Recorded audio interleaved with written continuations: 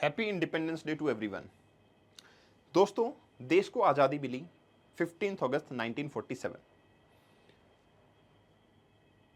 और एक आज़ादी का मतलब होता है हम अपने डिसीजन अपने हिसाब से इंप्लीमेंट कर पाएं, अपनी चीज़ों को अपने हिसाब से एग्जीक्यूट कर पाएं। और वही आज़ादी का पाठ आज हम इस आज़ादी के दिवस पर डिस्कस करने वाले हैं, जिसमें मैं आपको 7 स्टेप्स बताने वाला हूं। उन 7 स्टेप्स को फॉलो करके आप अपनी यूपीएससी सिविल सर्विसेज की जर्नी को सक्सेसफुल बना के आज़ाद हो जाएंगे बड़ी आसानी से। आपका ईयर 26 है या 27, उसके हिसाब से मैं आपको एक स्ट्रेटेजी बताने वाला हूं, जिसके अंदर आप जो स्ट्रगल कर रहे हैं वो नेचुरली आपके रिजल्ट्स के अंदर कन्वर्ट होगा। Let us see and explore it. 7 steps, simple process. लेकिन आगे बढ़ने से पहले मैं आपको बता देता हूं कि निर्णय आईएएस पे आपको यूपीएससी सिविल सर्विसेज कोर्सेज में मैक्सिमम डिस्काउंट आज के दिन अवेलेबल है। और आपको डिस्काउंट अवेल करना है, सिंपल सा प्रोसेस है। Use code Kapil, you will be able to have the discount, better prices for your course and with extra validity. 24 महीने का जो कोर्स है वो आपको 36 मंथ की वैलिडिटी के साथ में मिलेगा। That will be extra added benefit. चलिए अपने पॉइंट पे वापस आते हैं। यहां देखिए, सबसे पहला काम क्या होता है जब आप प्रिपरेशन स्टार्ट करते हैं तो आपके अलग अलग मोड होते हैं। मैं एक लॉन्ग टर्म विजन लेके चल रहा हूं, 2027 में लेके चल रहा हूं। इफ यू नीड कि मेरे को सर 26 का भी बताइए, 28 का भी बताइए, तो मैं डेफिनेटली बताऊंगा। कमेंट सेक्शन में आप बता सकते हो। हाँ, तो हम क्या करेंगे, 0 से 6 मंथ का पहला पीरियड लेते हैं हम। ये 0 से 6 मंथ का पीरियड ना मोस्ट डिफिकल्ट पीरियड होता है, क्योंकि इस दिन स्टूडेंट को रोज ये लगता है कि क्या मैं सही जा रहा हूं, मुझे तैयारी करनी भी चाहिए या नहीं करनी चाहिए। सेल्फ डाउट जिसको कहते हैं ना, वो होता है। और नेचुरल सी बात है, इस चीज को अगर हम राइट प्रोसेस से करते रहेंगे ना और उस प्रोसेस पे विश्वास रखेंगे तो फिर ये डाउट्स कम से कम आएंगे। और जितने मेरे मन में ये एक्स्ट्रा डाउट कम आएंगे ना, उतना ही ज्यादा अच्छा मैं परफॉर्म कर पाऊंगा। तो क्या करना होता है इन 6 मंथ्स के अंदर? सबसे पहला और सबसे इंपॉर्टेंट काम है, आपको सिलेबस याद होना चाहिए। और आपको कोई भी चीज की रिक्वायरमेंट है ना, आप कमेंट में बताना है। आपका सिलेबस चाहिए, कुछ चाहिए, जो भी चाहिए आपको कमेंट में बताना, I will share with you. Important ये है कि आपको सबसे पहले तो सिलेबस देखना है। अब सिलेबस जब आपको देखना है, सिर्फ देखना नहीं है, प्रिंट निकालो और अपने सामने लगा दो। आपको पता होना चाहिए, एक एक पॉइंट आपको पता होना चाहिए कि मेरा ये वाला पार्ट वीक है, ये वाला पार्ट स्ट्रॉन्ग है, ये मैंने कर लिया है, ये मेरा पेंडिंग है, इसको मैं यहां से करने वाला हूं या नहीं करने वाला हूं। सबसे पहले रॉट लर्निंग मान लो आप इसको, और ये सबसे बड़ा बेस है आपका। जब ये हो जाए उसके बाद में आपको 6 to 12th क्लास एनसीईआरटी उठानी है। जब मैं 0 से 6 मंथ की बात कर रहा हूं और आप कम से कम 24 महीने का टारगेट लेके चल रहे हैं, ठीक है, तब बता रहा हूं मैं। आपने 6 to 12th की एनसीईआरटीज को उठाना है और एक एक एनसीईआरटी को पढ़ते जाना है। सवाल यह है कि सर किसको कितना टाइम अलॉट करें, वो प्रॉब्लम आ रही है, बता देना, उसका भी सॉल्यूशन मैं दूंगा आपको। लेकिन सवाल यहां पे ये है कि जब आप 6 to 12th का स्टडीज कर रहे होगे तो ऐसा नहीं है कि पूरी 6 to 12th की स्टडीज आप वन गो में ही करते चले जाएंगे और सबको उतना ही टाइम देंगे। नो, कैसे करना है वो बताता हूं मैं। मान लो आपने history, geography, polity, economy, science, जिसकी भी आप एनसीईआरटी पढ़ना चाह रहे हैं, आपने एनसीईआरटी को पढ़ना शुरू किया, लेट अस अज्यूम। तो जो 6th क्लास एनसीईआरटी, अगर आप ज्योग्राफी की पढ़ रहे हो तो आप एटलीस्ट ये लिख लो, ये देख लो कि आपके वही चैप्टर कौन सी बुक्स के अंदर हैं। क्योंकि भाई आप सोचो ना, मान लो 6th क्लास एनसीईआरटी आपको ज्योग्राफी में एटमॉस्फेयर पढ़ा रही है, 11th क्लास एनसीईआरटी भी पढ़ाती है। हाँ, थोड़ा डिस्क्रिप्टिव होता है, डिटेल्स आ जाती हैं, लेकिन पढ़ाती तो है ना। आपको इंटर रिलेशन पता होना चाहिए, कितनी बेसिक नॉलेज मैंने गेन कर ली है। दूसरा, 6 to 10th क्लास की एनसीईआरटी में आपकी स्पीड काफी ज्यादा होनी चाहिए, उसमें कोई खास नोट मेकिंग वगैरह वगैरह नहीं करने की जरूरत है, वो आपका बेस बना रही है। वहां से क्वेश्चन डायरेक्टली आना is next to impossible type of thing, लेकिन उससे आपका बेस बन जाएगा। आपको छोटी छोटी टर्म्स जो है उनसे फैमिलियर हो जाओगे आप, ताकि आपको 11th और 12th की एनसीईआरटी करते हुए दिक्कत ना आए। ये आपको काम करना है।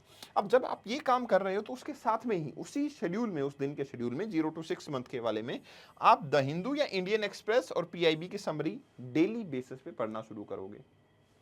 समरी कहाँ मिलेंगे सर? हिंदू की डिस्कशन, इंडियन एक्सप्रेस की डिस्कशन निर्णय आईएएस पे मिल जाती है, यूट्यूब चैनल के ऊपर फ्री ऑफ कॉस्ट मिलती है, आप पढ़ो उसको। रोहित सर जो हैं वो बहुत अच्छा डिस्कशन करते हैं, आप उसको पढ़ो। एंड देन आपके पास में ये भी देखने को मिलेगा कि पीआईबी की समरी आप गूगल करो, निर्णय आईएएस की, आप डाउनलोड कर पाओगे। तो ये पार्ट आपको मिस नहीं करना है। बहुत सारे लोग आपको ये ज्ञान दे देंगे कि भाई एनसीईआरटीज तो पढ़ लो, लेकिन न्यूज़पेपर बाद में पढ़ना। अरे बाद में क्यों पढ़ना, जब आप थोड़ी थोड़ी अंडरस्टैंडिंग कर सकते हो तो आप वीडियो सुनो और ये पढ़ो ना। और जब भी आप ये पढ़ रहे हो, खासकर 11th 12th पे जब आप जा रहे हो, तो PYQs को देखना शुरू कर दो। मैं ये नहीं कह रहा कि ये सॉल्व हो जाएंगे, मैं ये कह रहा हूं PYQs को ऑब्जर्व करना शुरू करो। जब आप एटमॉस्फेयर पढ़ रहे हो, जब आप जियोमॉर्फोलॉजी पढ़ रहे हो, जब आप पॉलिटी पढ़ रहे हो, जस्ट एनालाइज द PYQs। ये है आपका पहला पार्ट, पहला पिलर। जो 6 पिलर मैं बताने वाला हूं उनमें से पहला पिलर ये है। जब आपका ये बेस डेवलप हो जाएगा, आप मान के चलो आप बहुत सारे 1 साल 1.5 साल लगाने वाले लोगों से भी कहीं ज्यादा आगे निकल चुके हो, क्योंकि आपने सिस्टमेटिक तरीके से इनको प्रिसाइजली ऑब्जर्व किया है। अब आप आगे बढ़ते हो, 6 to 12 मंथ ये पीरियड आता है। ये जो पीरियड है ये आर्मरी का पीरियड होता है, अपने हथियार, अपने वेपन्स को डेवलप करने का पीरियड होता है। सच में ये पीरियड होता है जो आपको काफी हद तक IAS बना देगा। इस पीरियड के बाद आपको बहुत सारी पॉलिशिंग की जरूरत होगी। डायमंड होता है ना, डायमंड पे अच्छा खासा टेम्परेचर प्रेशर लगता है, लेकिन रॉ डायमंड बनता है, चमकता नहीं है। लेकिन उस डायमंड में चमकने की क्वालिटीज हैं, उस डायमंड में वो हार्डनेस है कि आप उसको उस तरीके से पॉलिश कर पाओगे। वो हार्डनेस आपको यहां से आएगी।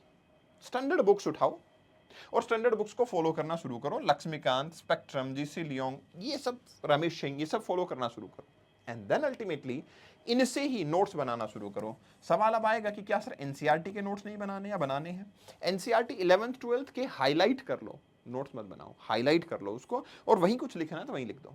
यहां नोट्स बनाना शुरू कर दो, हैंड रिटन नोट्स। और नोट्स का तरीका क्या होता है बता देना, डिस्कस कर लेंगे। हर चीज के ऊपर टाइम लगता है, एक 15-20 मिनट की वीडियो वो भी डिस्कस कर लेंगे, लेकिन नोट्स बनाओ। अल्टीमेट टारगेट क्या होता है नोट्स का, वो थोड़ा मोटा मोटा आइडिया में दे देता हूं। आपके नोट्स का टारगेट ये होना चाहिए कि जब आप नोट्स बना रहे हो ना, आपको ये लग जाना चाहिए कि ये नोट्स वो हैं जो मुझे एग्जाम से 1 वीक पहले रिवाइज करने पड़ेंगे। ये वो नोट्स हैं जो मुझे एग्जाम से 1 वीक पहले रिवाइज करने पड़ेंगे। अब किसी भी कोस्ट पे मुझे वो रिवाइज करने हैं, उस लेवल के नोट्स बन। ऐसा नहीं कि अनदर बुक क्रिएट कर दिया, नो। आप ऐसा बिल्कुल नहीं कर सकते कि आपने दूसरी बुक ही क्रिएट कर दी है, ऐसा नहीं करना है। उसके इंस्टेड करना क्या है, उसके इंस्टेड आपको करना है कि नोट्स ऐसे होने चाहिए कि आप 1 वीक पहले इनको रिवाइज कर लेंगे। Got it? Then choose and start your optional subject as well. अपने ऑप्शनल सब्जेक्ट का निर्धारित करो और उसकी प्रिपरेशन को भी स्टार्ट कर चुके होगे अब आप, ठीक है? अपनी ऑप्शनल सब्जेक्ट को चूज कर लो, उसकी तैयारी को भी शुरू कर दो। ऑप्शनल सब्जेक्ट को चूज करो और उसकी भी तैयारी आप अब शुरू कर दो। दिस इज ऑल्सो इंपॉर्टेंट, ठीक है ना? This is also important. Now ये 2 पार्ट हुए।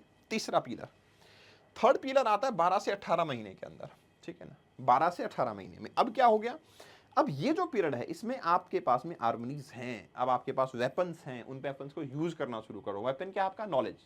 उस नॉलेज को यूज करना शुरू करो, आंसर राइटिंग शुरू करो। और मैं ये चाहूंगा कि ये जो आंसर राइटिंग है ना, इसमें आप धीरे धीरे अपने आप को मॉडिफाई कर रहे हो।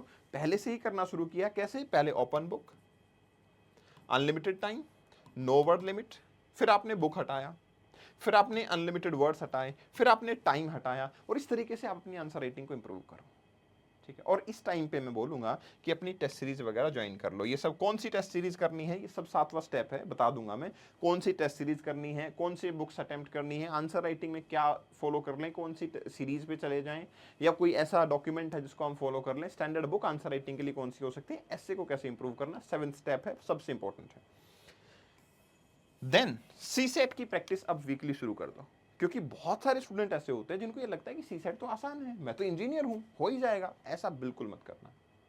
ये अब ऐसा टाइम आ चुका है कि आप अब क्राउन पहनने ही वाले हो, और आप जब क्राउन पहनने वाले उससे पहले ही अगर आपने सीसेट को ऐसा कर दिया तो समझ लो आपने चेयर हटा दी, बस क्राउन में ही खुश हो। क्राउन पहन के किसी चेयर पे भी तो बैठोगे ना, वो ये चेयर है। सीसेट प्रैक्टिस करना ही करना है, किसी भी कोस्ट पे अब शुरू कर दो। अब क्या होता है, अब आते हो आप लास्ट 3 to 4 मंथ, जब आप प्रीलिम्स के नजदीक आ चुके हो, जब अपने प्रीलिम्स एग्जाम के बहुत नजदीक आ चुके हो, नोट्स को रिवाइज करो, PYQs को रिवाइज करो, अपनी स्पीड पे फोकस करना शुरू करो। यहां एक बहुत इंपॉर्टेंट वर्ड लिखा है, एक्यूरेसी। कैसे कर पाएंगे? अगेन टेस्ट सीरीज यहां पे आपकी दोस्त बनेगी, ठीक है? टेस्ट सीरीज आपकी दोस्त बनेंगी, बहुत सारे टेस्ट अटेम्प्ट करो। और मैं ये बोलता हूं कि आप अपने टाइम जो होता है ना, आपका एग्जाम जो टाइम होता है, आपका ये जो स्लॉट है 9 AM वाला और आपका जो 2:30 PM वाला स्लॉट है, ये स्लॉट के ऊपर 9:30 मतलब और 2:30 PM वाला स्लॉट है, उस स्लॉट के ही टेस्ट को प्रैक्टिस करो ताकि आप यूज टू हो जाओ, आपका ब्रेन ट्रेनिंग में आ जाए कि मुझे इस टाइम पे ये परफॉर्म करना है। डेली बेसिस पे करते रहो, practice makes a man perfect. ठीक है। अब आप सोच रहे होंगे सर 3 to 4 मंथ भी हो गए, अब स्टेप क्या है? एक और स्टेप बता रहे हो आप, सबसे इंपॉर्टेंट है। यस, देखो ये सारी तैयारी करने के लिए आपको क्या चाहिए? टाइम टू टाइम अपने आप को चेक करना, time to time test attempt करना, टाइम टू टाइम अपने डाउट को सॉल्व करना, टाइम टू टाइम अपनी कॉन्टिन्यूटी को बनाए रखना, और ये सारे रिसोर्सेज भी चाहिए। अब ये जो सारे रिसोर्सेज हैं ये, और रिसोर्सेज के साथ साथ में आपके पास रिसोर्स को परचेज करने के लिए कुछ ना कुछ पैसा तो लगेगा। वो ये सब मिला के एक्चुअली आपको क्या करना है? अपना एफर्ट डालते रहना है, एफर्ट को डालते रहना है। ठीक है ना? और 7वें स्टेप को फिर इन सब का ऑप्टिमम यूज करने के लिए 7वें स्टेप को यूज करना है। 7वां स्टेप क्या होगा? पोस्ट प्रीलिम्स एग्जाम समझ लो क्या करोगे। ठीक है, आपने यहाँ पे लास्ट 3 to 4 मंथ के अंदर आपने प्रीलिम्स की अच्छी प्रैक्टिस की। पोस्ट प्रीलिम्स क्या करना है? 3 घंटे का आंसर राइटिंग ड्रिल होगी। अब आंसर ऐसे नहीं लिखा जाएगा कि ओपन बुक है, टाइम में 7 मिनट में लिखना है, एक क्वेश्चन लिखना है। नो, 3 घंटे लगातार आंसर राइटिंग, हर वीक एक ऐसे। ठीक है ना? और अपने ऑप्शनल सब्जेक्ट के अंदर डेप्थ को और बढ़ाओ, आंसर राइटिंग करो उसकी भी, और ज़्यादा से ज़्यादा पढ़ो उसको, उन्हीं रिसोर्सेज से जिन रिसोर्सेज को आपने पहले रेफर किया था। और फिर last but not list step जो आता है, मतलब सेकंड लास्ट होगा ये, इंटरव्यू स्टेज जो है आपकी, वो स्टेज के ऊपर आपको अपना क्या करना है? जो डेफ है, डिटेल एप्लीकेशन फॉर्म है, लाइन बाय लाइन प्रिपेयर करना है। आपने अगर लिखा है कि मुझे चेस खेलना पसंद है, तो आपको चेस के इतिहास के बारे में भी पता होना चाहिए, अभी दुनिया में क्या चल रहा है वो भी पता होना चाहिए। तो ये आउटकम्स आपके लिए बेहद जरूरी हो जाती हैं। And then interview, mock interview attend करो, निर्णय आईएएस की मॉक इंटरव्यू अटेंड करो, फ्री ऑफ कॉस्ट अवेलेबल हैं। और अपनी बॉडी लैंग्वेज पे, अपनी थॉट क्लैरिटी पे बहुत ज़्यादा काम करो। और पता है इसमें सबसे इंपॉर्टेंट क्या होता है? सुनना, कि जब भी सामने वाला कुछ बोल रहा है आपको पहले सुनना है, फिर राइट तरीके से रिप्लाई देना है। तो that should be performed.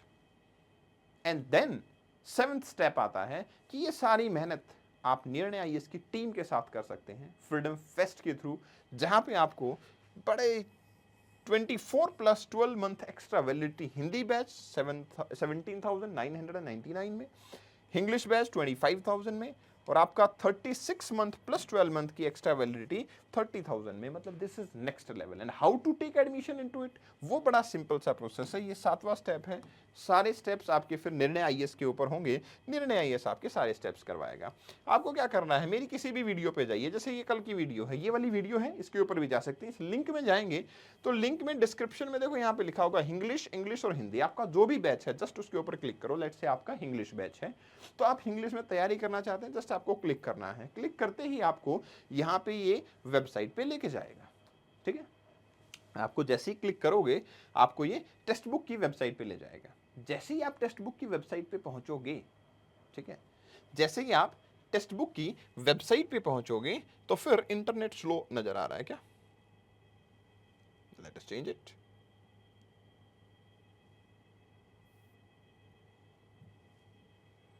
Late us try it, है ना, द न्यू वन।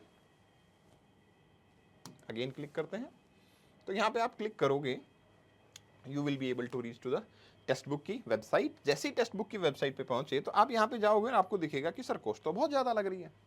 कॉस्ट जब बहुत ज़्यादा लग रही तो आपको जस्ट अप्लाई कूपन पे जाना है, और यहाँ पे आपको सिंपल मेरा नाम लिखना है। What is that? कपिल, आपको यहाँ पे लिख देना है। ठीक है ना, you have to write Kapil here. ठीक है, आपको सिंपल सा एक नाम लिखना है, KAPIL, Kapil, and apply it just. ठीक है, आपने जैसे ही अप्लाई किया, ठीक है, आपने जैसे ही इसको अप्लाई किया तो फिर आपका क्या होगा?